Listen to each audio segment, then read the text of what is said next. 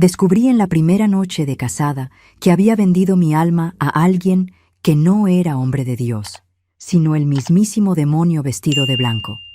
Y lo peor de todo, tenía apenas 17 años y ya no había vuelta atrás. Aquella noche me mostró que el infierno no es un lugar al que vamos después de la muerte.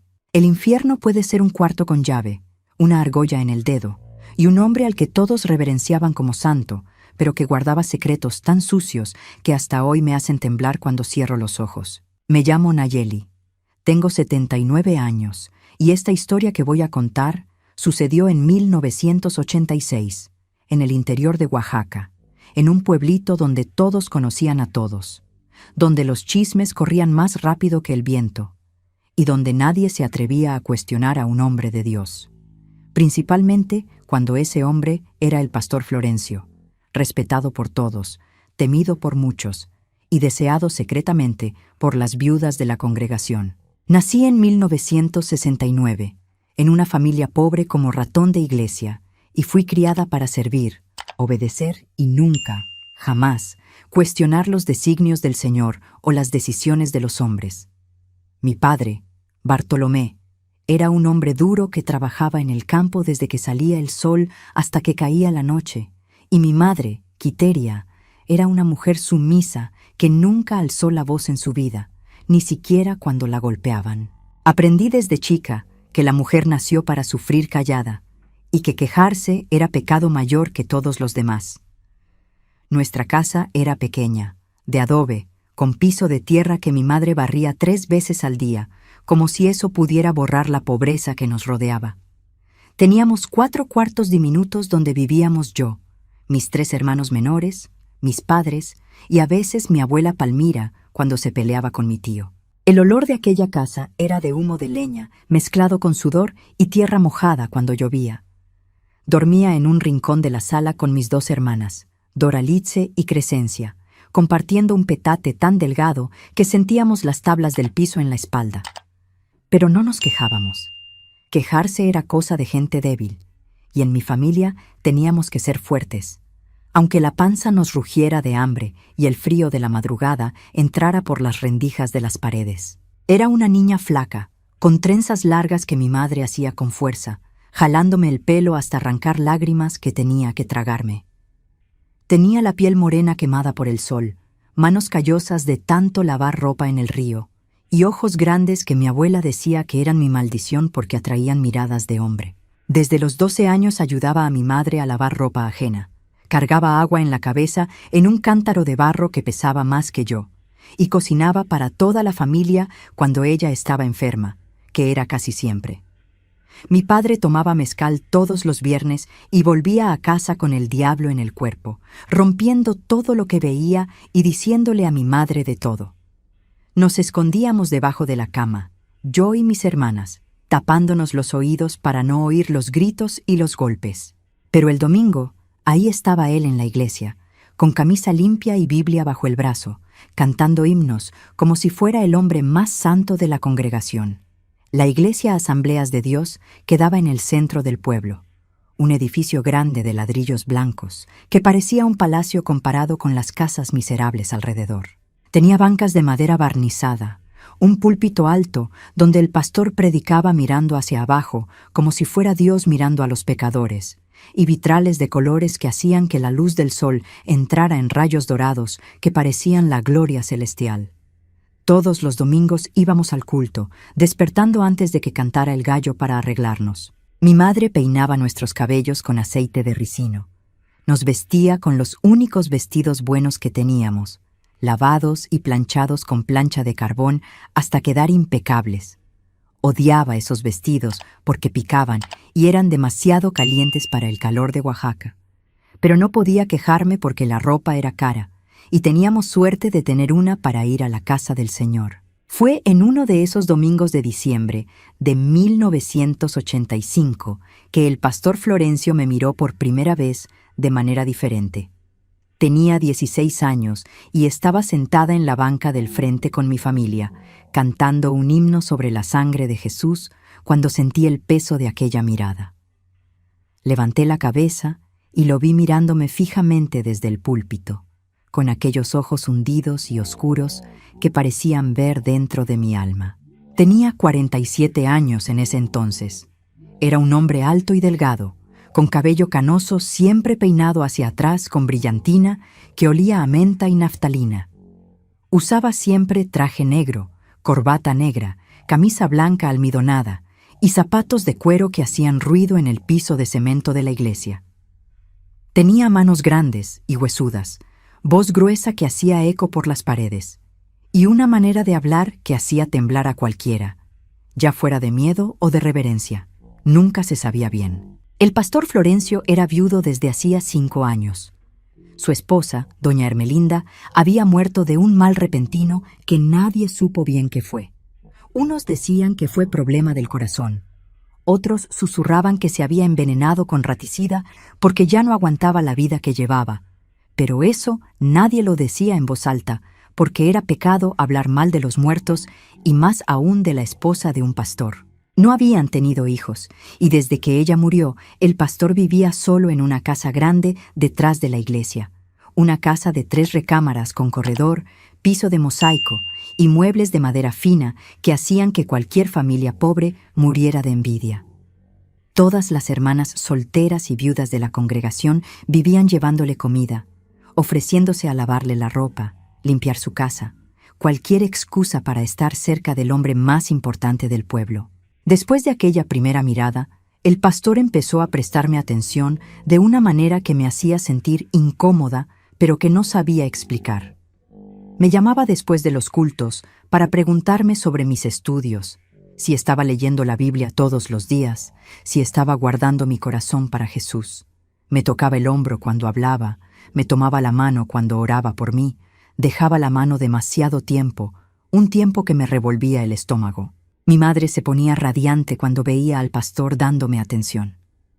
Decía que era una bendición ser notada por el hombre de Dios, que debía comportarme bien porque eso era señal de que el Señor tenía planes para mi vida. Mi padre se ponía serio pero orgulloso, porque tener al pastor interesado en la hija era señal de estatus, de que aunque fuéramos pobres, teníamos valor ante los ojos de Dios y de la iglesia. En febrero de 1986, 3 meses después de aquella primera mirada, el pastor Florencio fue a mi casa una tarde de sábado. Llegó en camioneta, aquella Chevrolet azul que era su orgullo, levantando polvo en el camino de tierra. Mi padre estaba en el campo, pero cuando le avisaron que el pastor había llegado, dejó todo y vino corriendo, sudado y sucio, limpiándose las manos en el pantalón nervioso. El pastor entró a nuestra casa humilde como si fuera su palacio. Se sentó en la única silla buena que teníamos y aceptó el café que mi madre le sirvió temblando de tanta emoción. Yo estaba en el rincón de la cocina, lavando trastes, pero podía oír todo. El pastor habló con aquella voz grave y solemne. Dijo que había orado mucho, ayunado, buscado el rostro del Señor, y que Dios le había revelado en sueños que yo era la mujer elegida para ser su esposa, para ayudarlo en la obra del ministerio, para ser la nueva primera dama de la iglesia. Mi padre casi se cae de la silla de tanta sorpresa y alegría. Mi madre empezó a llorar y a alabar a Dios ahí mismo, diciendo que era milagro, que era bendición, que su hija iba a ser esposa de pastor. Nadie me preguntó qué pensaba. Nadie me preguntó si yo quería.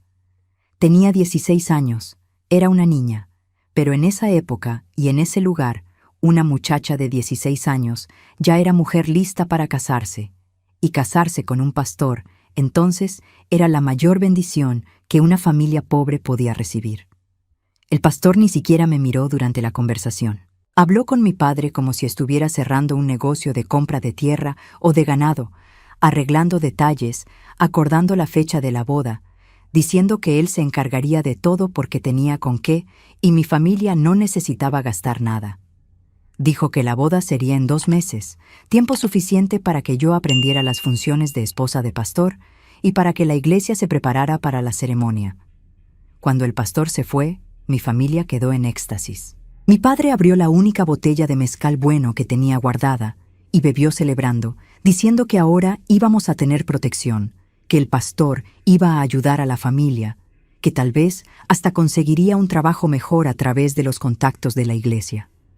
Mi madre me abrazó llorando, diciendo que yo era bendecida, que Dios tenía planes grandes para mi vida, que iba a salir de la pobreza y ser alguien importante. Mis hermanas me miraban con envidia mezclada con admiración, porque yo iba a ser la primera de la familia en casarse bien, en tener una casa de verdad, en no pasar hambre nunca más. Yo quería gritar que no quería, que el pastor me daba miedo, que aquellos ojos suyos me hacían sentir sucia por dentro, pero no podía decir nada. Mi voz había sido robada ese día, junto con mi voluntad, mi libertad, mi futuro. Los 2 meses siguientes fueron un borrón de preparativos. Toda la iglesia se involucró en la boda, las hermanas haciendo dulces y antojitos, los hermanos arreglando la decoración, todo mundo comentando qué suerte tenía, qué bendecida era, qué feliz iba a ser. El pastor Florencio empezó a darme clases sobre cómo ser esposa de pastor. Tenía que ir a su casa 3 veces por semana, siempre con mi madre acompañándome hasta la puerta, donde me dejaba y se iba porque el pastor dijo que las lecciones eran privadas, que necesitaba aprender sin distracciones. Me enseñaba cómo comportarme, cómo hablar, cómo caminar, cómo vestir. Decía que la esposa de pastor tenía que ser sumisa, callada, obediente, tenía que servir sin quejarse, tenía que sonreír siempre, aunque estuviera sufriendo, porque el testimonio de la alegría cristiana era importante.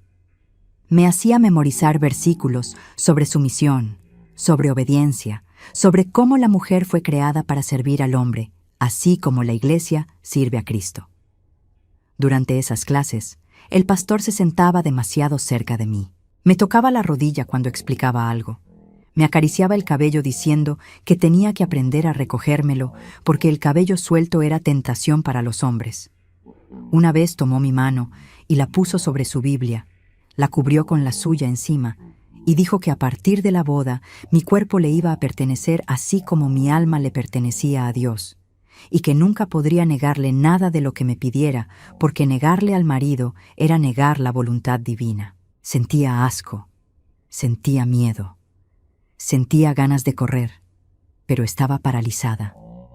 Cada vez que pensaba en huir, recordaba la alegría de mis padres, la expectativa de toda la iglesia, las hermanas diciendo que iba a salvar a mi familia de la pobreza, y la culpa me agarraba más fuerte que cualquier cadena.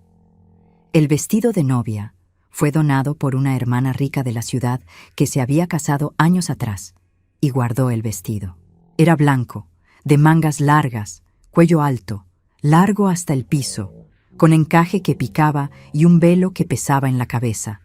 Me probaron el vestido una semana antes de la boda, y no me quedó bien. Estaba grande porque la mujer era más grande que yo, pero a nadie le importó mucho. Dijeron que con unos alfileres y un cinturón quedaría bien, que lo importante era el alma y no la apariencia, aunque se pasaron horas arreglándome el cabello y maquillándome la cara hasta que no me reconocí en el espejo. Parecía una muñeca o un cadáver adornado, con aquella piel demasiado blanca de polvo de arroz, boca demasiado roja de labial barato, ojos asustados que la máscara de felicidad no lograba esconder. La boda fue el 26 de abril de 1986, un sábado de sol fuerte que hacía que el sudor me corriera por la espalda dentro de aquel vestido sofocante. La iglesia estaba llena, gente hasta afuera, todos queriendo ver la boda del pastor. Había flores blancas en todas las bancas, mantas con versículos sobre el matrimonio, y un pastel de 3 pisos que las hermanas habían hecho con donación de ingredientes de medio mundo. Entré a la iglesia del brazo de mi padre, que estaba con traje prestado y oliendo a naftalina y mezcal disimulado con mentita. La marcha nupcial sonaba en un teclado desafinado. Todos estaban de pie mirándome, sonriendo, algunos llorando de emoción, y yo sentía que estaba caminando al matadero, no al altar. El pastor Florencio estaba en el altar con traje negro nuevo, corbata negra, camisa tan blanca que lastimaba los ojos de lo clara con el sol que entraba por los vitrales. Sonreía, pero era una sonrisa que no llegaba a los ojos, una sonrisa que me congeló por dentro a pesar del calor insoportable.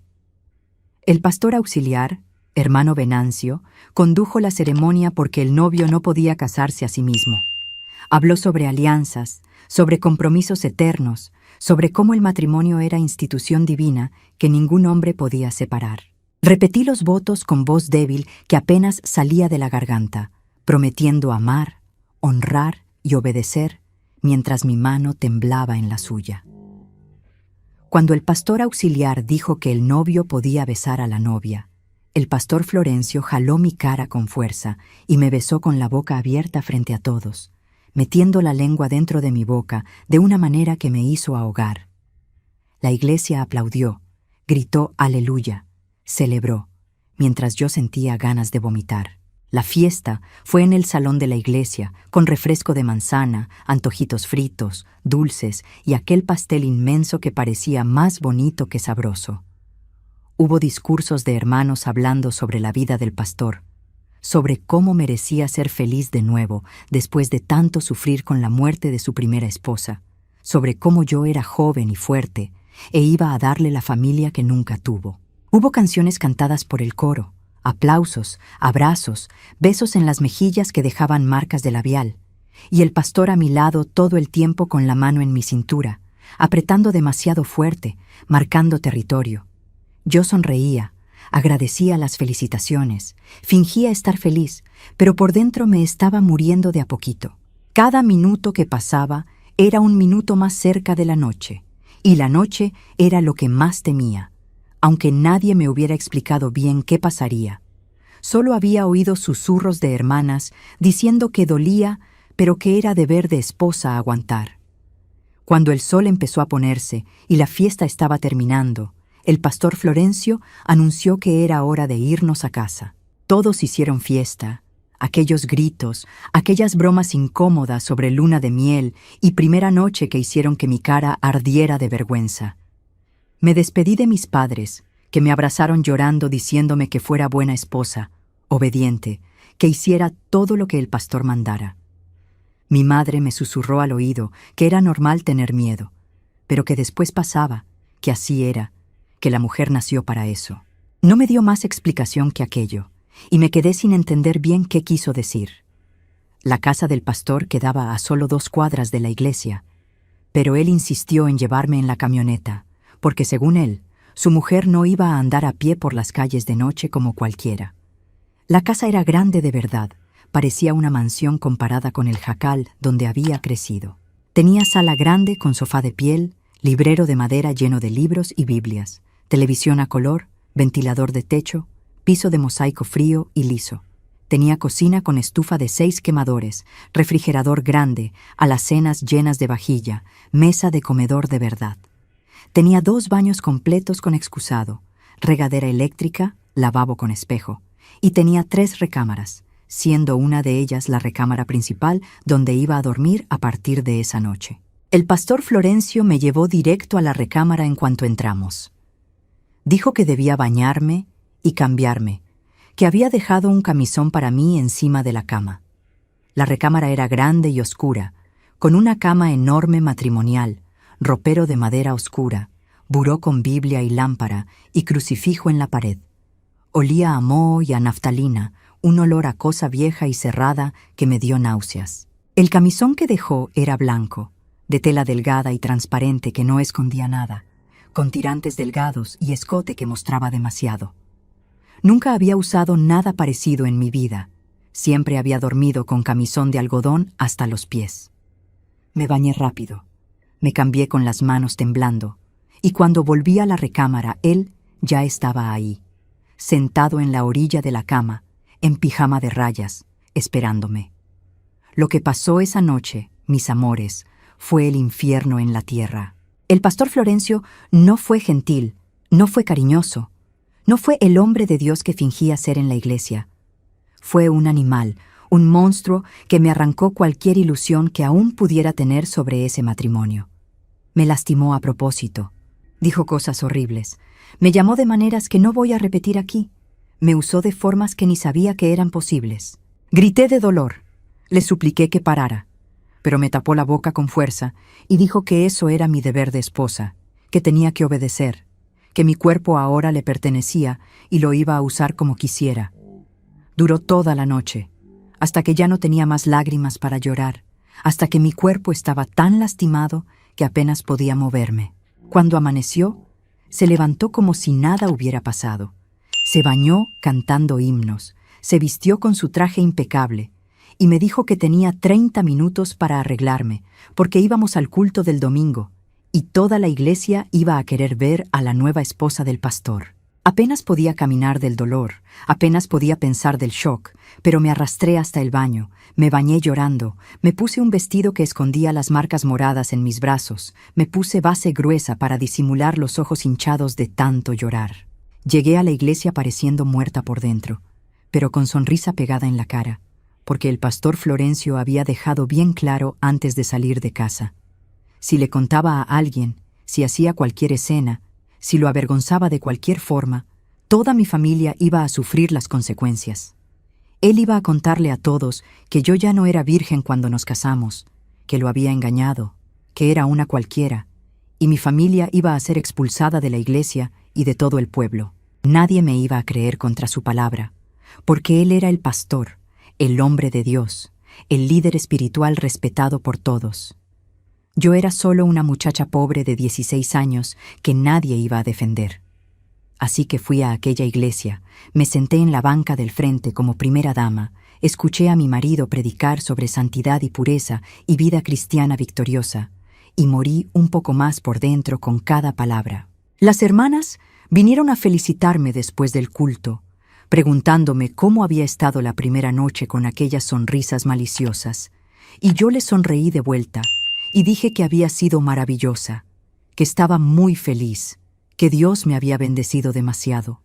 Y me creyeron, todas me creyeron, porque nadie imagina que un pastor, un hombre que predica la palabra de Dios, pueda ser un demonio en casa. Nadie imagina que detrás de aquel traje negro y aquella Biblia bajo el brazo existe un monstruo que solo muestra su verdadera cara cuando las puertas se cierran y nadie más puede ver. Los días que siguieron fueron una repetición de aquella pesadilla de la primera noche. Todas las noches era lo mismo, el mismo terror, el mismo dolor, las mismas humillaciones. Durante el día tenía que fingir ser la esposa perfecta, sonreírle a la iglesia, cocinar, limpiar, recibir las visitas de las hermanas que venían a enseñarme recetas y a darme consejos sobre vida de casada. Tenía que organizar los eventos de la iglesia, liderar el grupo de jóvenes, cantar en el coro, hacer todo lo que se esperaba de una primera dama ejemplar. Y todas las noches volvía a aquella casa, a aquella recámara, a aquella pesadilla que no tenía fin. 3 meses después de la boda, quedé embarazada. Lo descubrí porque empecé a vomitar todas las mañanas y mi menstruación no llegó. Cuando le conté al pastor Florencio, se puso feliz de una manera que nunca había visto. Abrazó la Biblia y empezó a orar en voz alta agradeciéndole a Dios por finalmente darle un heredero después de tantos años. Lo anunció en la iglesia el domingo siguiente. Todos aplaudieron y lloraron y dijeron que era milagro, que Dios había restaurado su vida. Las hermanas empezaron a hacer ajuar. Traían ropita de bebé, daban consejos sobre el embarazo. Decían que iba a ser madre bendecida, pero yo no sentía nada más que vacío y miedo. Miedo de traer a una criatura a aquel infierno, miedo de que si era niña tuviera el mismo destino que yo, miedo de que el pastor le hiciera a mi hijo lo que me hacía a mí. El embarazo fue difícil, vomitaba demasiado, bajé de peso en lugar de subir, sentía dolores constantes. El pastor no aflojó nada. Siguió usándome todas las noches, aunque estuviera embarazada, aunque le suplicara diciendo que me dolía, que me sentía mal. Decía que la mujer embarazada tenía que servir al marido todavía más porque estaba más sensible y necesitada, y que negarme era pecado grave. Sangré algunas veces durante el embarazo. El doctor me mandó reposo, pero el pastor lo ignoró completamente. Decía que el doctor no sabía nada, que yo era débil, que las mujeres de antes trabajaban en el campo hasta la hora del parto y no se morían. Con 7 meses de embarazo, en una noche especialmente violenta, empecé a sangrar mucho. Sentí dolores terribles, contracciones que me doblaban a la mitad, y la sangre no paraba de salir. El pastor Florencio se desesperó, no por mi vida, sino por el hijo que tanto quería. Me llevó corriendo al hospital del pueblo, y ahí los doctores dijeron que estaba teniendo un parto prematuro, que el bebé estaba sufriendo, que necesitaban hacer cesárea de emergencia. Recuerdo que me llevaron al quirófano, que oí voces lejanas, que sentí mucho frío, y después nada más. Me desmayé y solo desperté al día siguiente con un dolor horrible en la panza y una sensación de vacío terrible. El bebé había nacido muerto. Era un niño, dijo el doctor. Pero no resistió. Estaba demasiado débil. Era demasiado pequeño para sobrevivir. El pastor Florencio quedó destrozado, pero no por lástima hacia mí, sino por la pérdida del heredero que tanto deseaba. Me culpó. Dijo que era mi culpa por ser débil, por no haber cuidado bien, por no haber hecho todo lo que me mandó. Dijo que Dios me estaba castigando por algún pecado oculto que debía tener, que yo era maldita. Las hermanas de la iglesia vinieron a visitarme al hospital. Lloraron conmigo, oraron por mí. Pero ninguna imaginaba que la verdadera causa de aquella muerte era el monstruo que dormía a mi lado todas las noches. Volví a casa una semana después, todavía sangrando, todavía enferma, todavía necesitando reposo. Pero el pastor Florencio no tuvo piedad. 2 semanas después del parto ya quiso retomar las obligaciones conyugales, ignorando completamente la indicación médica de esperar 40 días. Lloré, supliqué, dije que me dolía, que todavía estaba sangrando, pero dijo que estaba usando eso como excusa, que estaba siendo floja, que su mujer no le iba a negar nada de lo que quisiera. Y me forzó de nuevo, lastimándome todavía más, haciéndome sangrar más, llevándome a una desesperación que nunca había sentido antes. Fue en esa época que empecé a coquetear con el final. Miraba los rincones de la casa, el baño, lo alto de las construcciones, ya no viendo escenarios cotidianos, sino oportunidades de parar el dolor.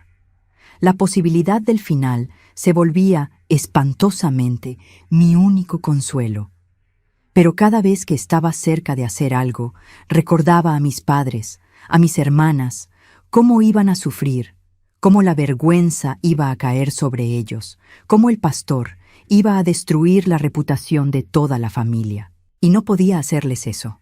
Entonces seguí viviendo, o mejor dicho, seguí sobreviviendo, porque aquello no era vida de verdad. Los años fueron pasando así, en un ciclo interminable de abuso y fingimiento. Intenté quedar embarazada de nuevo varias veces, porque el pastor estaba obsesionado con tener un hijo, pero nunca lo logré. Tuve 2 abortos espontáneos en el primer trimestre, ambos causados por el estrés y la violencia que sufría en casa. Cada pérdida hacía que el pastor se pusiera más furioso conmigo, más violento, más cruel. Empezó a privarme de comida, diciendo que si no podía darle un hijo, no merecía comer bien. Empezó a encerrarme en la recámara cuando salía, para asegurarse de que no le iba a contar nada a nadie. Empezó a revisar mis cosas, a controlar cada peso que gastaba, a prohibirme hablar con mi familia sin su presencia. Me volví una sombra, un fantasma viviendo en aquella casa. Bajé tanto de peso que parecía enferma. Mi piel se quedó sin color, mi cabello empezó a caerse, mis dientes se aflojaron por tanta deficiencia de vitaminas.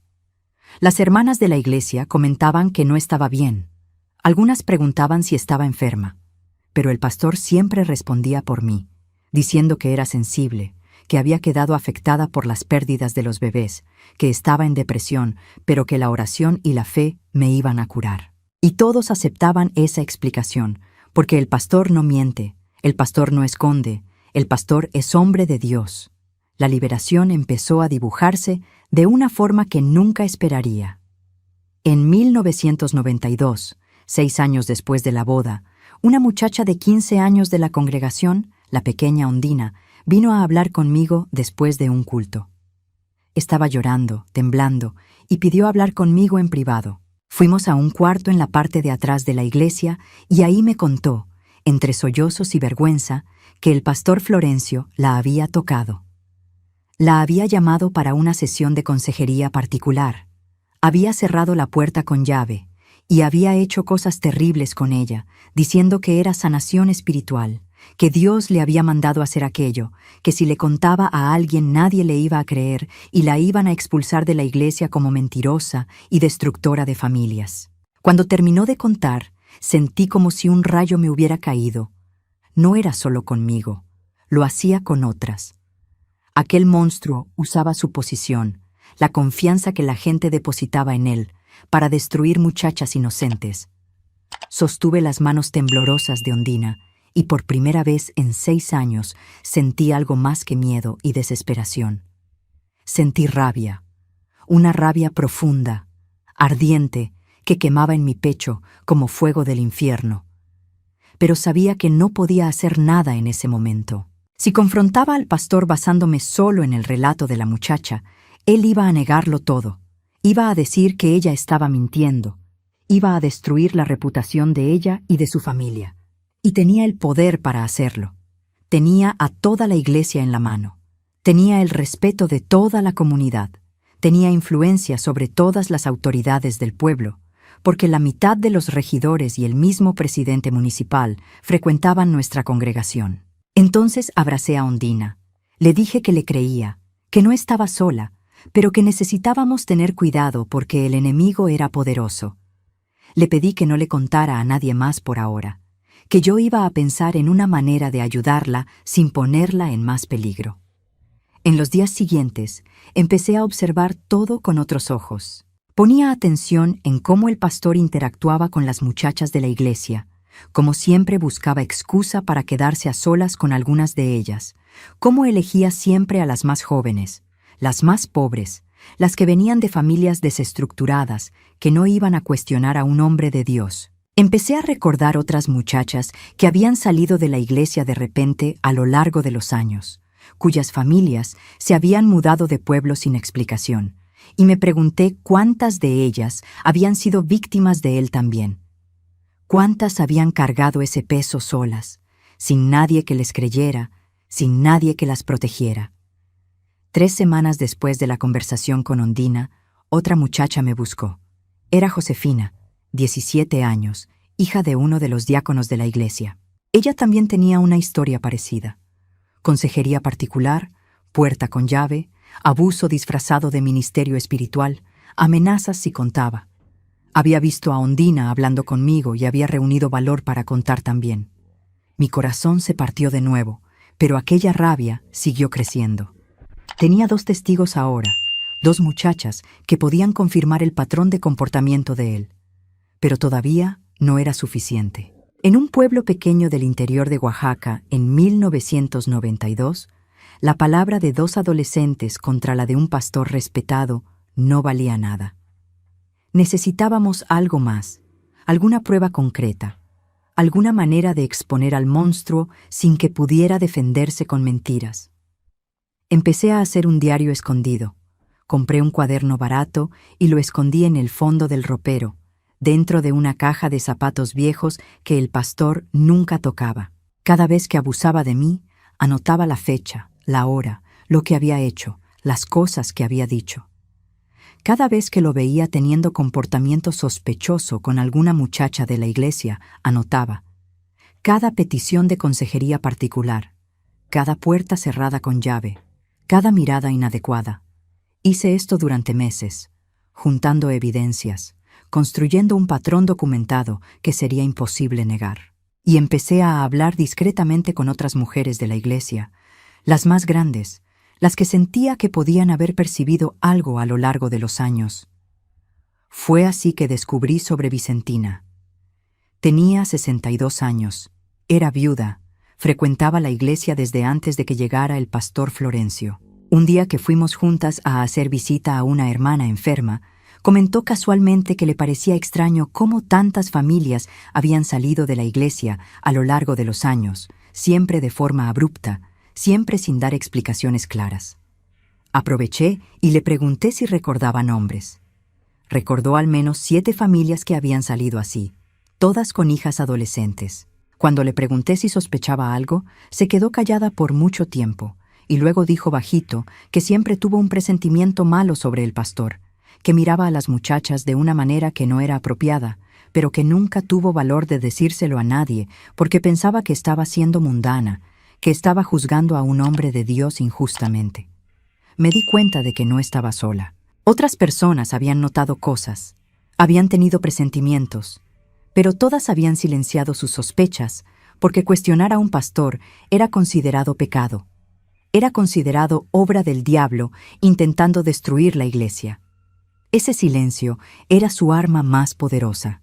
Mientras todos tuvieran miedo de hablar, mientras cada víctima pensara que estaba sola, él seguiría haciendo lo que quería, destruyendo vida tras vida, escondido detrás del púlpito y de la Biblia. En diciembre de 1992, casi 7 años después de mi boda, pasó algo que cambió todo. El pastor tuvo que viajar a una convención en la Ciudad de México. Iba a estar fuera por una semana entera. Era la primera vez desde la boda que iba a quedarme sola por tanto tiempo. Antes de que viajara, me dio instrucciones rígidas sobre lo que podía y no podía hacer. Me prohibió salir de casa excepto para ir a los cultos. Me prohibió recibir visitas. Me hizo jurar sobre la Biblia que sería fiel y obediente, aunque él no estuviera. Juré, como siempre hacía, pero esta vez con un plan en la cabeza. El segundo día después de que viajó, organicé una reunión secreta en mi casa.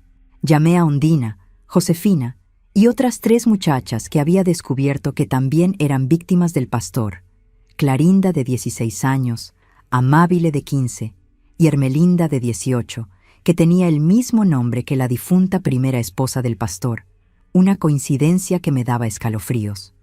Llamé también a Vicentina, la señora mayor que me había ayudado a identificar las familias que salieron de la iglesia, y llamé a mi hermana Doralice, que ahora tenía 20 años y era una de las pocas personas en quien confiaba completamente. Cuando todas llegaron y se sentaron en la sala, algunas llorando, todas temblando de miedo, conté mi historia por primera vez. Conté todo, desde la primera noche de casada hasta ese día, sin omitir ningún detalle horrible, ninguna humillación, ninguna violencia. Vi el shock en sus caras, vi la incredulidad, vi la rabia, y luego les pedí a cada una de las muchachas que contara su historia. Una por una hablaron, y los relatos eran espantosamente parecidos.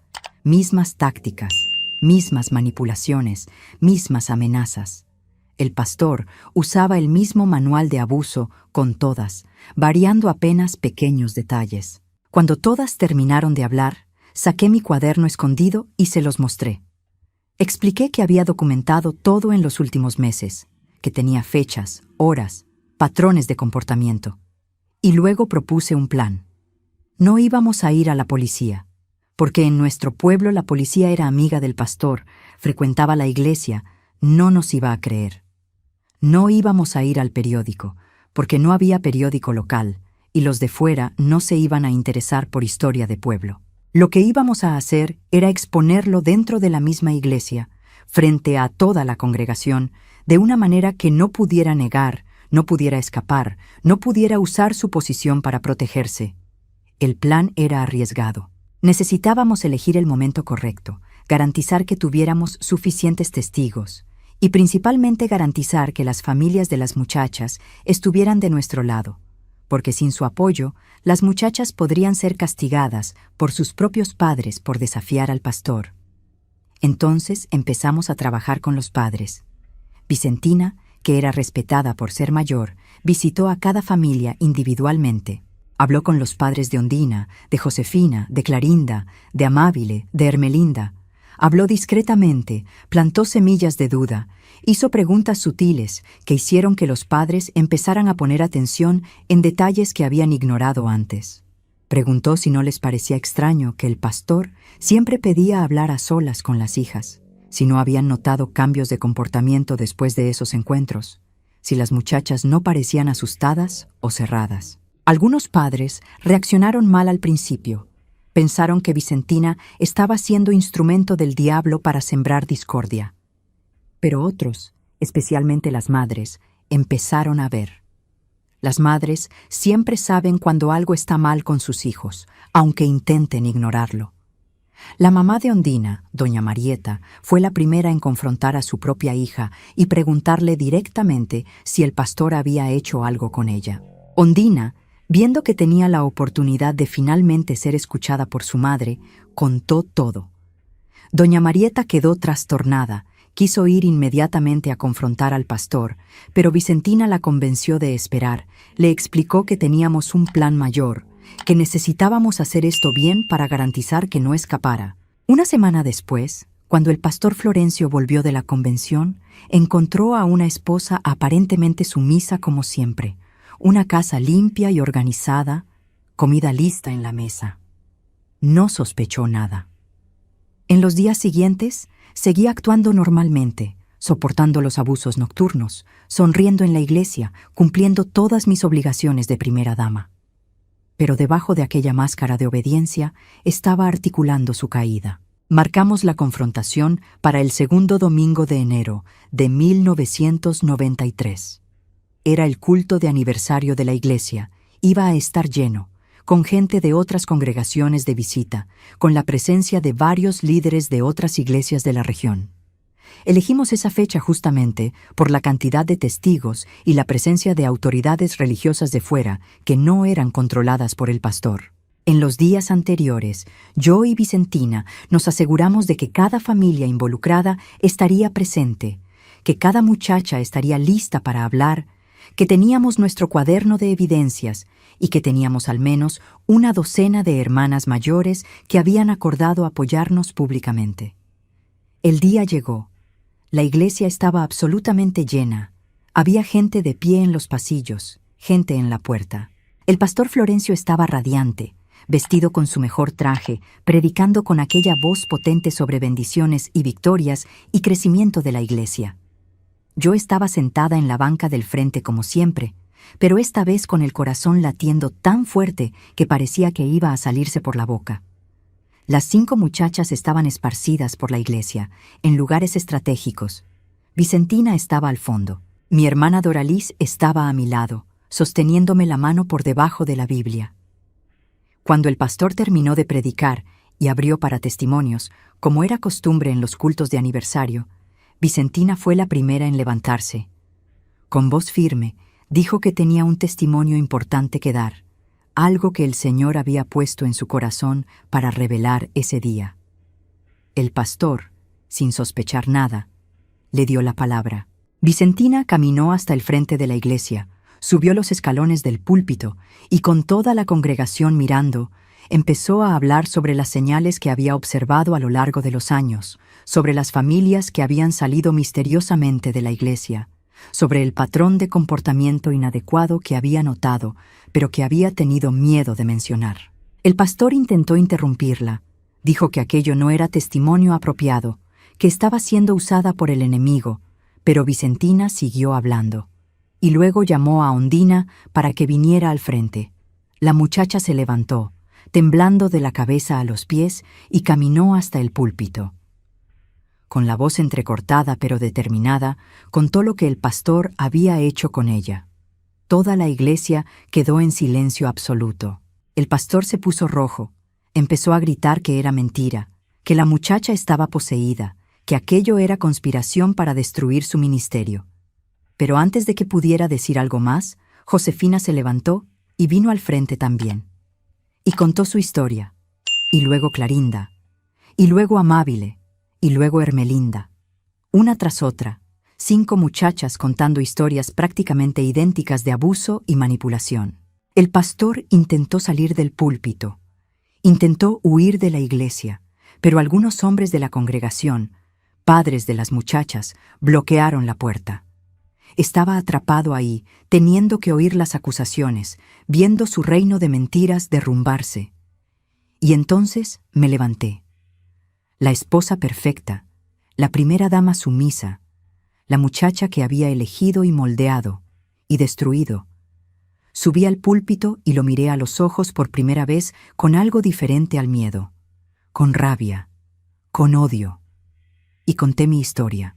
Conté sobre la primera noche de casada, sobre los años de abuso, sobre los bebés que perdí por causa de su violencia, sobre cómo me encerraba, me privaba de comida, Me trataba como propiedad.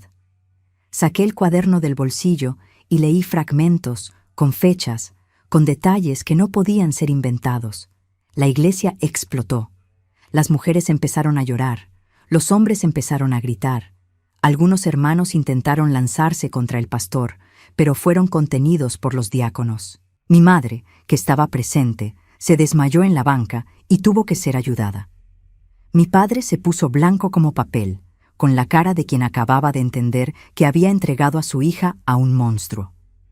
Los pastores visitantes de otras iglesias quedaron horrorizados, exigieron que se llamara a la policía inmediatamente, que aquel hombre fuera arrestado.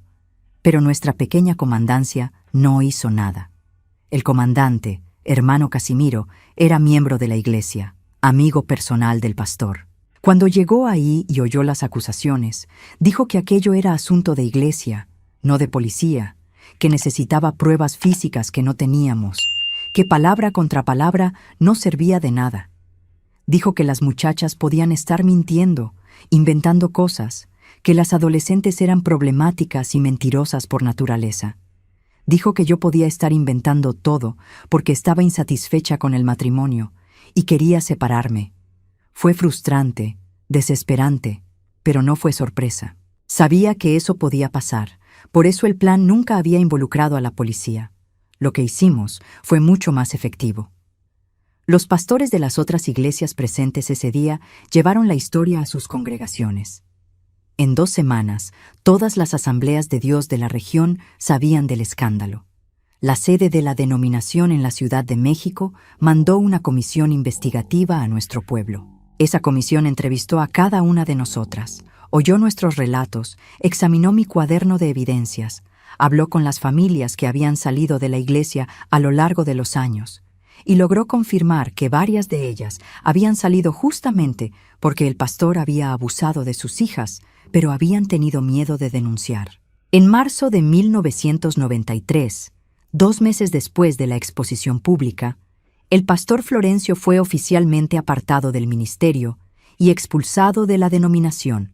Perdió la credencial de pastor, perdió el derecho de predicar en cualquier iglesia Asambleas de Dios, perdió la casa que era de la iglesia y tuvo que mudarse. La congregación quedó dividida. Cerca de 1/3 de los miembros se fueron, diciendo que todo había sido conspiración, que el pastor era inocente, que nosotras las mujeres éramos mentirosas intentando destruir a un hombre de Dios. Ese tercio me hizo sufrir mucho, porque incluía personas que yo consideraba amigas, que me dieron la espalda, que esparcieron mentiras sobre mí por el pueblo. Pero 2/3 de la iglesia se quedaron y eligieron creernos. Un nuevo pastor fue designado por la denominación, un hombre más joven, casado, con hijos, que vino con la misión de reconstruir la confianza de la comunidad y sanar las heridas que el pastor anterior había causado. Este nuevo pastor, hermano Leandro, fue una bendición. Organizó sesiones de consejería para todas nosotras que habíamos sido víctimas, trajo a una psicóloga cristiana de la Ciudad de México para ayudarnos, creó un protocolo de protección para que ninguna muchacha quedara sola con líderes de la iglesia sin la presencia de al menos una persona adulta más. En cuanto a mi matrimonio, terminó ese día en el púlpito. No en el papel, porque el divorcio era complicado y mal visto incluso después de todo lo que había pasado, pero en la práctica. El pastor Florencio tuvo que salir de la casa de la iglesia y yo me quedé viviendo ahí por algunos meses más hasta que logré organizarme. Intentó buscarme algunas veces, mandó recados pidiendo que habláramos, diciendo que podíamos empezar de nuevo en otro pueblo donde nadie conociera la historia, pero me negué. Nunca más quise verlo en mi vida.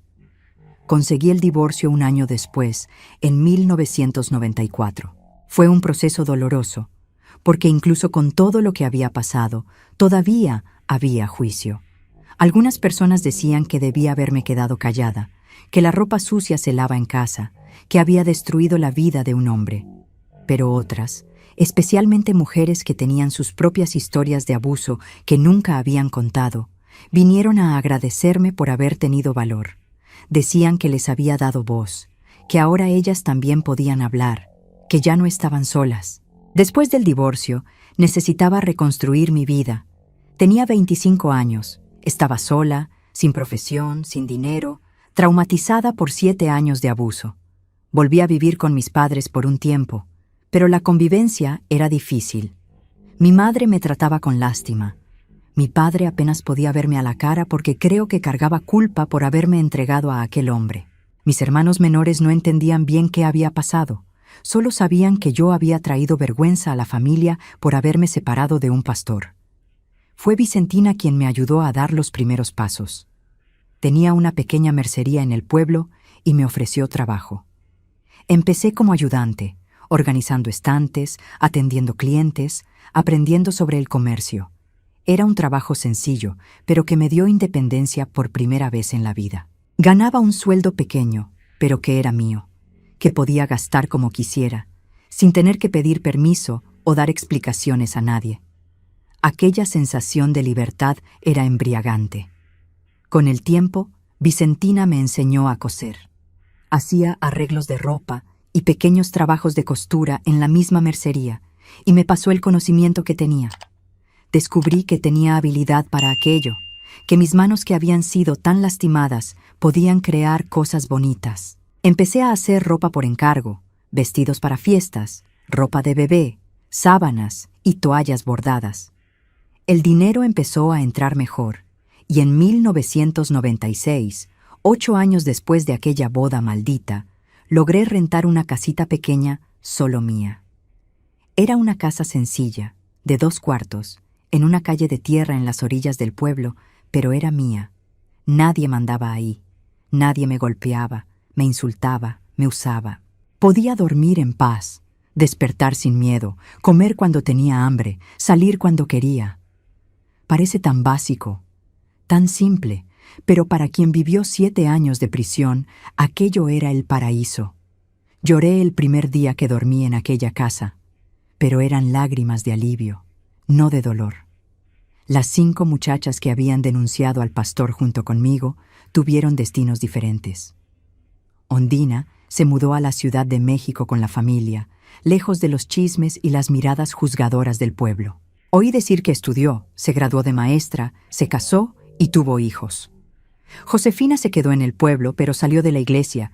Dijo que ya no podía confiar en instituciones religiosas. Clarinda tuvo una crisis nerviosa después de todo y necesitó ser internada por algunos meses, pero se recuperó y terminó mudándose a Guadalajara. Amabile, la más chica de todas en ese entonces, siguió en la iglesia con el nuevo pastor y creció ahí. Se volvió una líder fuerte del grupo de jóvenes, usando su historia para proteger a otras muchachas. Hermelinda, desafortunadamente, no logró superar el trauma y se entregó a las drogas. Murió de sobredosis en 1999, con apenas 25 años. Fui a su entierro y lloré como si hubiera perdido a una hermana. En cuanto al expastor Florencio, salió de nuestro pueblo, pero no cambió de verdad. Supimos por personas que lo encontraron en otros pueblos que estaba frecuentando pequeñas iglesias de colonia, presentándose solo como hermano, no como pastor, pero siempre tratando de ganar posición de liderazgo, siempre con el ojo en las muchachas más jóvenes. En 1997 recibimos noticia de que había sido expuesto de nuevo en otro pueblo, acusado de las mismas cosas. Esta vez la comunidad no fue tan bondadosa. Lo golpeó un grupo de hombres, padres de una de las víctimas, y quedó hospitalizado por 2 semanas. Después de eso, perdimos su rastro completamente. No sé si todavía está vivo, si murió, si finalmente pagó por todo lo que hizo. A veces pienso que el peor castigo para hombres como él es vivir con su propia conciencia, si es que tienen una. Seguí mi vida despacio, reconstruyendo pedazo por pedazo. En 1998 conocí a Aureliano, un hombre viudo de 45 años que había perdido a su esposa de cáncer 3 años antes. Era carpintero, tenía un taller pequeño donde hacía muebles por encargo. Era padre de 2 hijos ya adultos que vivían en otras ciudades. Nos conocimos cuando vino a comprar hilo en la mercería de Vicentina y nos quedamos platicando. Era un hombre tranquilo, de pocas palabras, con manos callosas de trabajo honesto, ojos amables que nunca me hicieron sentir miedo. Nos hicimos amigos primero. Iba a la mercería de vez en cuando, platicábamos de cosas sencillas, Nada profundo. Con el tiempo empezamos a tomar café juntos los domingos después de la misa que él frecuentaba en la iglesia católica del otro lado del pueblo, lejos de las asambleas donde todos conocían mi historia. Él sabía vagamente que era divorciada, pero no sabía los detalles, y yo no conté por mucho tiempo. Tenía miedo de que si supiera toda la verdad fuera a verme como mercancía usada, echada a perder, como algunos en el pueblo me veían. Fue solo después de un año de amistad que conté. Estábamos sentados en el parquecito. Era una tarde de agosto de 1999, y él acababa de comentar que estaba desarrollando sentimientos por mí, que le gustaría cortejarme oficialmente. Respiré hondo y conté todo. Sobre el matrimonio forzado, sobre los abusos, sobre la exposición pública, sobre los años de reconstrucción. Se quedó callado por mucho tiempo después de que terminé de hablar, y pensé que lo había perdido, que había sido un error contar. Pero entonces tomó mi mano, me miró a los ojos, y dijo que era la mujer más valiente que había conocido, que nada de aquello cambiaba lo que sentía, que todos merecían una segunda oportunidad de ser felices. Nos casamos en 2000, 15 años después de mi primer matrimonio. Fue una ceremonia sencilla en la iglesia católica, solo con amigos cercanos y familia. Yo tenía 31 años, él 51. No tuve vestido blanco porque no quise. Usé un vestido azul claro que yo misma cosí. No hubo fiesta grande, solo una comida en la casa de Vicentina con las personas que realmente importaban. Y cuando llegó la noche, cuando fuimos a la casa que Aureliano había preparado para nosotros dos, temblé de miedo de que las memorias volvieran, de revivir aquella pesadilla de la primera noche con el pastor. Pero Aureliano fue el opuesto completo de Florencio. Fue gentil, fue paciente, esperó a que estuviera lista, no me forzó a nada. Cuando vio que estaba temblando, simplemente me abrazó y dijo que no necesitábamos hacer nada, que podríamos dormir abrazados y ya, que no había prisa, que teníamos el resto de la vida. Y fue eso lo que hicimos aquella primera noche. Solo dormí en sus brazos, sintiendo por primera vez en más de una década que estaba segura, que no sería lastimada, que podía confiar. Me tomó meses poder tener una vida conyugal normal con Aureliano. Él fue increíblemente paciente, nunca se quejó, nunca me presionó. Fui haciendo terapia con una psicóloga en la Ciudad de México, viajando una vez por semana para las sesiones, trabajando a través de los traumas. Fue un proceso largo y doloroso, revivir todo, llorar todo de nuevo, pero fue necesario. Y de a poco fui sanando, fui entendiendo que no todo hombre era un monstruo, que podía tener placer sin dolor, que la intimidad podía ser algo bonito y no una tortura. En 2002 quedé embarazada. Tenía 33 años y estaba aterrada. Las memorias de los embarazos perdidos volvieron con fuerza. El miedo de pasar por aquello todo de nuevo. El miedo de perder otro bebé. Pero Aureliano me cuidó como si fuera de cristal. No me dejó hacer esfuerzo, no me dejó trabajar de más. Iba conmigo a todas las consultas médicas. Me sostenía la mano cuando tenía crisis de ansiedad. El doctor recomendó reposo en el último trimestre por el historial. Y Aureliano cerró el taller durante ese periodo para quedarse conmigo en casa, cocinar para mí, cuidarme. Mi hija nació en octubre de 2002, una niña sana de 3,5 kilos que lloró fuerte apenas salió, anunciando al mundo que estaba viva. Le di el nombre de Esperanza, porque fue eso lo que representó. La esperanza de que días mejores existen, de que podemos sobrevivir a los peores horrores y aún así encontrar alegría, de que no todo está perdido. Cuando la sostuve por primera vez, lloré tanto que la enfermera se preocupó, pero eran lágrimas de felicidad pura, algo que pensé que nunca más sentiría en la vida. Ser madre me dio un propósito nuevo. Crié a Esperanza con todo el amor que no recibí, con toda la protección que no tuve, con toda la libertad que me fue negada. Le enseñé desde chiquita que su cuerpo es suyo, y nadie tiene derecho de tocarla sin permiso. Le enseñé que puede decir no, puede cuestionar autoridades, puede confiar en sus propios instintos. Nunca le escondí mi historia. Cuando se hizo más grande, con unos 12 años, le conté todo de forma apropiada para su edad. Quería que supiera que personas malas existen en todos lados, hasta en iglesias, hasta en familias, hasta usando ropa respetable y citando la Biblia. Quería que estuviera preparada, que nunca fuera víctima como yo fui. Esperanza creció fuerte y decidida, todo lo que yo no pude ser a su edad. Estudió, se graduó de pedagogía, se hizo maestra de escuela pública, se casó a los 28 años con un muchacho bueno, trabajador, que la respeta y la trata como igual. Me dio 3 nietos que son la luz de mi vida. Cuando los veo, pienso en todo lo que pasé, en todas las noches que recé para morirme, en todos los momentos que pensé que no iba a sobrevivir, y me doy cuenta de que valió la pena haber aguantado. Si me hubiera rendido en esa época, nada de esto existiría. Mi hija no habría nacido, mis nietos no existirían. Toda esta alegría se habría perdido en el vacío. Aureliano fue un esposo maravilloso hasta el día que murió. Vivimos juntos por 18 años de paz, de respeto, de compañerismo verdadero. Murió en 2018, de infarto fulminante mientras trabajaba en el taller. Tenía 70 años, yo 49. Fue rápido, sin sufrimiento, de la manera que siempre dijo que quería irse cuando llegara la hora. Lloré su muerte.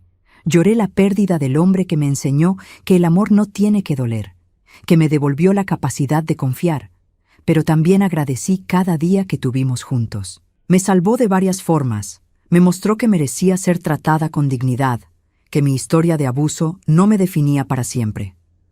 Después de que Aureliano murió, seguí viviendo en la casa que construimos juntos. Seguí cosiendo, porque además de ser mi sustento, era mi terapia. Cada puntada que daba en el hilo era una puntada que cosía mi alma de vuelta, que cerraba heridas antiguas, que construía algo nuevo sobre las ruinas de lo que había sido destruido. Mi casa se volvió punto de encuentro para mujeres del barrio. Venían a encargar ropa y terminaban quedándose para el café, contando sus vidas, desahogando sus problemas. Muchas de ellas vivían situaciones parecidas a la mía, atrapadas en matrimonios abusivos, siendo golpeadas, humilladas, pero sin valor de salir porque no sabían a dónde ir, porque no tenían cómo mantenerse, porque tenían miedo del juicio de la sociedad. Escuchaba a cada una con paciencia, ofrecía lo que podía ofrecer. No era trabajadora social, no era psicóloga, no tenía formación ninguna más que la escuela que aprendí de la vida. Pero tenía experiencia, tenía empatía, tenía la prueba viva de que era posible sobrevivir y reconstruir. Algunas de esas mujeres lograron salir de las situaciones de abuso. Ayudé a algunas a encontrar trabajo, las presenté con personas que podían emplearlas, enseñé costura a las que querían aprender un oficio. No era nada organizado, no era nada oficial. Era solo una mujer ayudando a otras mujeres de la forma que podía, con los recursos que tenía. Una de esas mujeres que ayudé fue Georgina, una señora de 32 años que vivía 3 casas abajo de la mía. Estaba casada con un hombre violento que tomaba y le pegaba todas las semanas.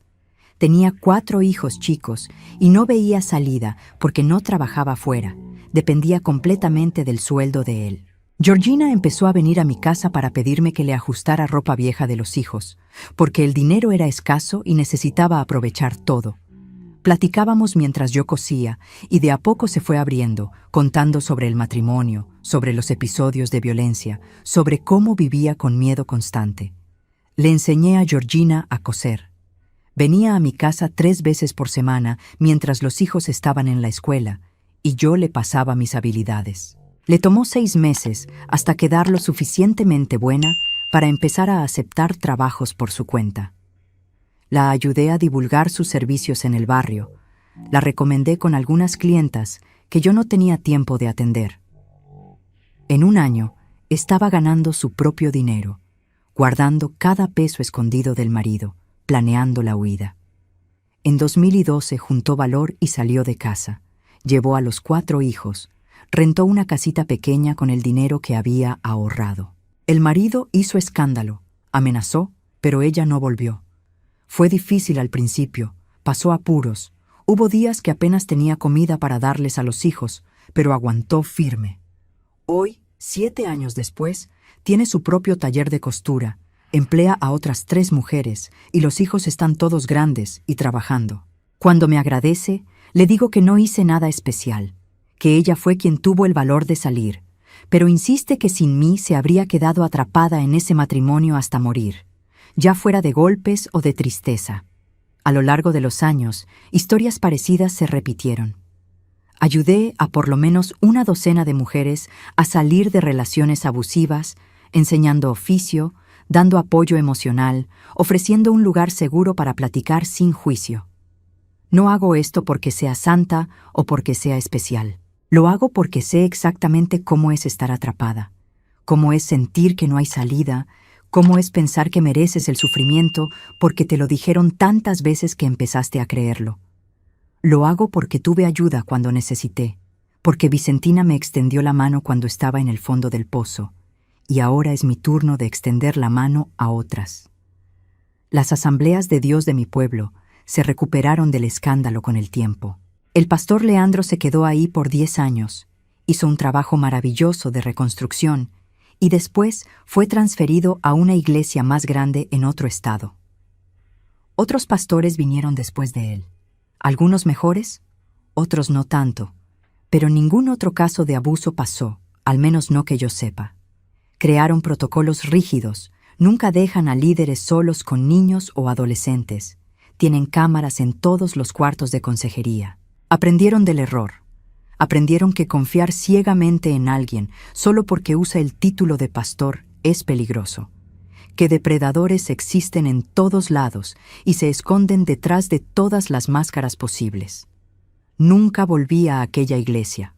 No pude, ni con todos los protocolos, ni con el cambio de liderazgo, ni sabiendo que la mayoría de las personas ahí eran buenas y me habían apoyado en la época de la denuncia.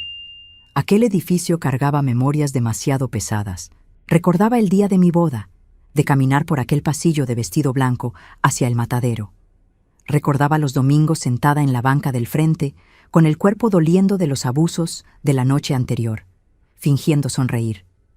Recordaba el día de la exposición, del escándalo, de los gritos. Eran memorias que prefería dejar enterradas. Empecé a frecuentar una iglesita evangélica pequeña en otra colonia, una congregación independiente que se reunía en una casa adaptada. Eran unas 50 personas como máximo, familias sencillas, trabajadores, gente humilde. El pastor era un hombre joven, casado, que trabajaba como mecánico durante la semana y predicaba los domingos. No tenía nada grandioso, no tenía poder político, no tenía influencia en el pueblo.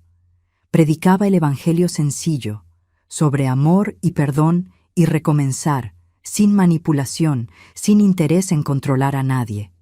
Ahí me sentí en casa de nuevo. Ahí logré reconstruir mi fe que había sido tan sacudida. Logré separar a Dios de los hombres que usan su nombre para hacer el mal. El perdón fue la parte más difícil de mi jornada.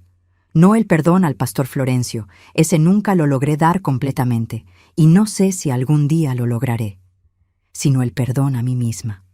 Durante años me culpé por haber aceptado aquella boda, por no haber huido, por no haber gritado más fuerte, por no haberme revelado más temprano. Racionalmente sabía que era una niña de 16 años, sin opciones reales, que había sido manipulada y forzada, que no tenía culpa ninguna.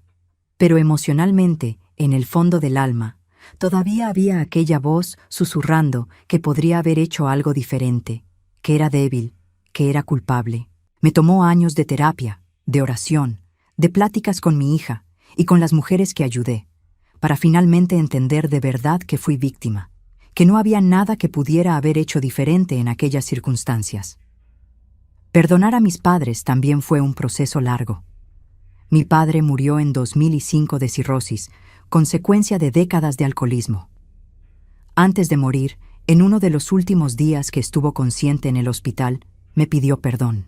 Dijo que había sido un pésimo padre, que me había vendido a aquel hombre terrible, que cargaba culpa, que lo comía vivo. Dijo que si pudiera volver el tiempo, lo habría hecho todo diferente. Habría protegido a su hija en vez de preocuparse por el estatus y por lo que iban a pensar los demás. Sostuve su mano, toda amarilla de enfermedad, y dije que perdonaba, que entendía que él también era producto de un tiempo y de una cultura que enseñaban cosas equivocadas sobre las mujeres y la obediencia y el honor. Pero no sé si perdoné de verdad, o si solo dije aquello para darle paz a un hombre moribundo. Mi madre vivió más. Murió solo en 2015 a los 78 años. Nunca me pidió perdón directamente, pero en las entrelíneas de las conversaciones que teníamos, yo sabía que cargaba peso también. Había sido criada para creer que la mujer sufre, que es destino de mujer aguantar, que quejarse del marido es pecado. Hizo conmigo lo que hicieron con ella. Perpetuó el ciclo porque no conocía cosa diferente. No justifico, porque incluso sin conocer diferente pudo haberme protegido cuando vio que algo estaba mal. Pudo haber creído en las lágrimas silenciosas que yo lloraba. Pudo haber notado que me estaba muriendo por dentro. Pero entiendo que ella también fue víctima del sistema, una víctima que se volvió perpetuadora sin ni siquiera darse cuenta. Las 5 muchachas que denunciaron junto conmigo siguieron caminos muy diferentes, como ya conté. Ondina prosperó lejos de aquí. Construyó familia y vida nueva. Josefina se alejó de todo relacionado con iglesia, pero encontró paz a su manera. Clarinda se recuperó de la crisis y también reconstruyó su vida. Amábile se quedó y se volvió fuerza de protección para otras. Y Hermelinda no logró sobrevivir a los demonios internos que aquella experiencia plantó en ella. Cada una lidió con el trauma de una forma, y no hay forma correcta o incorrecta. Sobrevivir ya es victoria. No importa cómo sobrevives, no importa qué cicatrices cargas. Yo misma cargo cicatrices que nunca van a desaparecer completamente. Tengo pesadillas hasta hoy, 40 años después. Sueño con aquella recámara, con aquel olor a moho y naftalina, con aquellas manos lastimándome. Despierto sudando, con el corazón acelerado, y necesito unos minutos para recordar que estoy segura, que él ya no puede tocarme, que aquello ya pasó. Tengo detonadores que aparecen en los momentos más inesperados. El olor a brillantina me da náuseas. Sonido de predicación en voz alta me da ansiedad. Ciertas posiciones físicas me hacen entrar en pánico sin razón aparente. Esto nunca se va a ir completamente. Es parte de quien me volví, parte de mi historia. Pero junto con las cicatrices, también cargo sabiduría. Sé identificar manipulación de lejos. Sé cuando alguien está usando lenguaje de autoridad espiritual para controlar a otros. Sé las señales de abuso que las personas intentan esconder. Sé la mirada de una mujer que está atrapada y no ve salida, y uso ese conocimiento para el bien, para alertar, para proteger, para ayudar. Transformé mi dolor en herramienta de protección para otras personas, y eso le da sentido al sufrimiento que pasé. No que el sufrimiento fuera necesario o justificable, nunca lo fue. Pero ya que pasó, ya que no puedo cambiar el pasado, al menos puedo usar las lecciones aprendidas para evitar que otras pasen por lo mismo. Hoy, en 2025, tengo 79 años. Mi cuerpo está viejo, me duelen las articulaciones, la vista ya no es la misma. Las manos me tiemblan cuando coso piezas muy delicadas. Pero el alma está en paz de una manera que nunca estuvo cuando era joven. Miro para atrás y veo una vida entera, con sus horrores y sus bellezas, con sus pérdidas y sus victorias, con sus cicatrices y sus sanaciones. Sobreviví a lo que intentaron hacerme. No solo sobreviví, sino que viví de verdad después, amé de verdad, fui feliz de verdad. Mi hija Esperanza tiene 23 años ahora, es mujer hecha, fuerte, independiente. Mis 3 nietos son mi alegría. Vienen a visitarme todos los fines de semana, llenan mi casa de desorden y risas.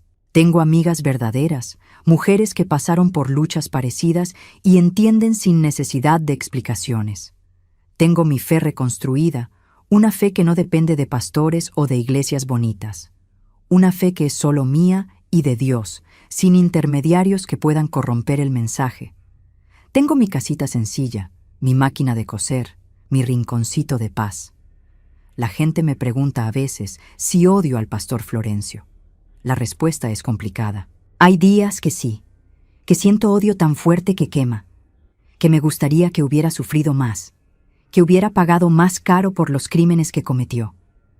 Hay días que siento lástima, porque ¿qué tipo de vida es esa? Vivir consumido por tu propia podredumbre, ser tan vacío por dentro que necesitas destruir a otras personas para sentirte poderoso.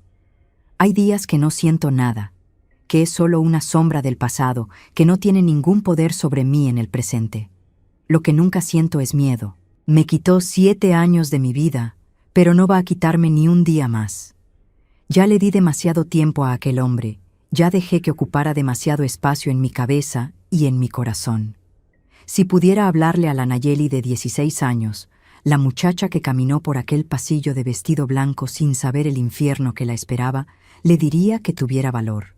Le diría que va a doler más de lo que puede imaginar, pero que va a sobrevivir. Le diría que un día, décadas después, va a estar sentada en una casa propia, con nietos jugando en el patio, con amigas tomando café en la cocina, con paz en el corazón, y va a mirar para atrás y va a darse cuenta de que valió la pena haber aguantado. No valió la pena el sufrimiento en sí, ese nunca vale, pero valió la pena no rendirse, no dejar que aquel hombre destruyera completamente su futuro. Le diría que el matrimonio con el pastor no es el final de la historia, es solo un capítulo terrible en un libro mucho más largo. Que va a haber otros capítulos después, capítulos lindos de amor verdadero, de maternidad, de amistades profundas, de pequeñas victorias cotidianas que construyen una vida buena. Le diría que es más fuerte de lo que imagina, que va a encontrar fuerza que ni sabía que tenía, que se va a levantar de cada caída, que va a reconstruir cada pedazo roto. Y le diría, principalmente, que no es su culpa. Nada de lo que va a pasar es su culpa. Es una niña siendo manipulada por adultos que debían protegerla, pero están fallando miserablemente. El pastor es el culpable. Los padres que la vendieron sin importarles lo que ella quería son culpables. La sociedad que enseña a las niñas a ser sumisas y calladas es culpable. La iglesia que protege a depredadores y silencia a víctimas es culpable. Pero ella, aquella muchacha de 16 años temblando de miedo en la noche de bodas, esa no tiene culpa ninguna. Es víctima pura y va a seguir siendo víctima por años, pero un día se va a volver sobreviviente y después se va a volver vencedora y después se va a volver ayudante de otras víctimas. Y esa transformación, ese arco completo de la historia, va a tener sentido al final. Escribo estas palabras no solo para ustedes que me están escuchando, sino para todas las mujeres que están viviendo ahora lo que yo viví entonces. Para las muchachas siendo forzadas a casarse con hombres que no eligieron. Para las esposas siendo golpeadas en silencio porque les da vergüenza contar. Para las víctimas de abuso sexual dentro de iglesias, escuelas, familias, siendo silenciadas por gente que debía protegerlas.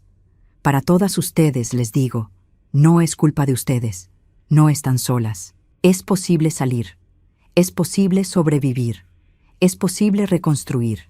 Va a ser difícil, va a exigir valor que no saben si tienen. Va a haber días que van a querer rendirse. Pero si yo lo logré, ustedes también pueden. No existe fórmula mágica, no existe manera fácil. Cada situación es única, cada mujer va a tener que encontrar su propio camino de salida. Pero el primer paso es siempre el mismo: romper el silencio. Contarle a alguien, aunque sea solo una persona, aunque sea un susurro, aunque sea con miedo de que no te crean. Porque mientras te quedas en silencio, el abusador gana. El silencio es su arma más grande. Tu voz, por más temblorosa que sea, es tu arma más grande contra él. Y para los hombres que están escuchando esta historia, principalmente para los que ocupan posiciones de liderazgo espiritual, de autoridad sobre otros, les digo, pongan atención, vean las señales, créanles a las víctimas cuando hablan, no protejan a depredadores solo porque son carismáticos, solo porque son sus amigos, solo porque ocupan posiciones importantes. Recuerden que Jesús dijo que quien escandaliza a un pequeñito, mejor sería que se atara una piedra al cuello y se tirara al mar. Él tomaba el abuso en serio, especialmente el abuso de los poderosos contra los vulnerables. Ustedes deberían tomarlo en serio también. Mi historia no es única. Pasó con miles de mujeres antes de mí. Está pasando con miles ahora. Va a pasar con miles después si no cambiamos como sociedad. Pero cada historia que se cuenta, cada mujer que encuentra valor para hablar, cada comunidad que elige creerles a las víctimas en vez de proteger a los abusadores, es un paso en la dirección correcta. Mi historia terminó bien en la medida de lo posible. Sobreviví, reconstruí, encontré alegría de nuevo. Pero ¿cuántas no sobreviven? ¿Cuántas no logran reconstruir? ¿Cuántas mueren todavía atrapadas, ya sea físicamente o emocionalmente? Esas son las historias que me parten el corazón, las mujeres que no llegaron a donde llegué, que no tuvieron las oportunidades que tuve, que no encontraron ayuda cuando la necesitaban. Por eso continúo a los 79 años, con cuerpo viejo y cansado, pero alma todavía luchadora, ayudando a las mujeres que aparecen en mi puerta. Por eso cuento mi historia a quien quiera escuchar, sin vergüenza, sin esconder los detalles horribles, porque la vergüenza debería ser de él, no mía. Por eso entreno a mi hija para nunca callarse, para nunca aceptar abuso, para enseñarles lo mismo a mis nietos. Por eso pongo atención en las muchachas del barrio, en las señales de que algo está mal, ofreciendo mi casa como puerto seguro para quien lo necesite. La venganza más dulce contra el pastor Florencio no fue que perdiera su posición, no fue que lo expusieran públicamente, no fue ni que lo golpearan aquellos hombres en aquel pueblo donde intentó recomenzar. La venganza más dulce fue que yo viví. Fue haberme negado a destruirme completamente como él quería. Fue haber encontrado amor de nuevo, haber tenido a mi hija, haber criado a mis nietos, haber ayudado a otras mujeres, haber construido una vida buena sobre los escombros que dejó. Intentó romperme, intentó anularme, intentó hacer de mí una cosa muerta que solo existía para servir a sus deseos enfermos. Pero viví, persistí, sobreviví no solo en el cuerpo, sino en el alma. Y eso nunca logró quitármelo. Cuando cierro los ojos en la noche, acostada en mi cama en esta casa que es mía, oyendo los grillos afuera y el viento en los árboles, pienso en todas las noches que pensé que no iba a sobrevivir hasta el amanecer. Pienso en la muchacha que era, rota y asustada, rezando para morir porque el dolor era demasiado grande. Y luego abro los ojos de nuevo y veo que estoy aquí, viva, entera en la medida de lo posible, rodeada de amor y propósito. Y agradezco. No agradezco por el sufrimiento, nunca voy a agradecer por eso, pero agradezco por la fuerza que no sabía que tenía, por las personas que me ayudaron en el camino, por las oportunidades de recomenzar que aparecieron cuando más las necesitaba. Esta es mi historia. No es bonita, no es fácil de escuchar. Tiene partes que probablemente les dieron coraje o asco o ganas de llorar. Pero es real. Me pasó a mí, les pasa a otras. Está pasando ahora con alguien que ustedes conocen, aunque no lo sepan. Y por eso necesitaba ser contada. Porque el silencio mata, pero la verdad libera.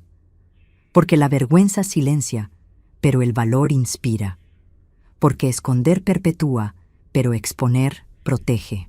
Si mi historia sirve para abrirle los ojos a una persona, para animar a una víctima a buscar ayuda, para hacer que una comunidad ponga más atención en las señales de abuso, entonces valió la pena revivir todo de nuevo al contar. Las heridas están viejas, pero todavía duelen cuando las toco. Todavía sangran un poquito cuando fuerzo demasiado el recuerdo. Pero si ese sangrado puede salvar a alguien de pasar por lo mismo, entonces sangro, cuento, expongo. Uso mi dolor como herramienta de protección para otras. Y termino diciéndole a cada mujer que me está escuchando ahora, eres más fuerte de lo que imaginas. Mereces ser amada sin ser lastimada. Mereces respeto, mereces dignidad, mereces paz, Y si no tienes esas cosas ahora, sabe que es posible conquistarlas. Va a ser difícil, va a exigir sacrificios, va a haber momentos que vas a querer rendirte. Pero del otro lado de la lucha existe vida de verdad, alegría de verdad, amor de verdad. Yo soy la prueba viva de eso. A los 79 años, después de todo lo que pasé, todavía estoy aquí, todavía estoy de pie, todavía creo que días mejores son posibles. Si yo lo logré, tú también puedes. No te rindas, no dejes que tu abusador gane. Vive, persiste, sobrevive. Y después ayuda a la siguiente mujer a hacer lo mismo. Así es como cambiamos el mundo, una sobreviviente a la vez, una historia contada a la vez, una mano extendida a la vez.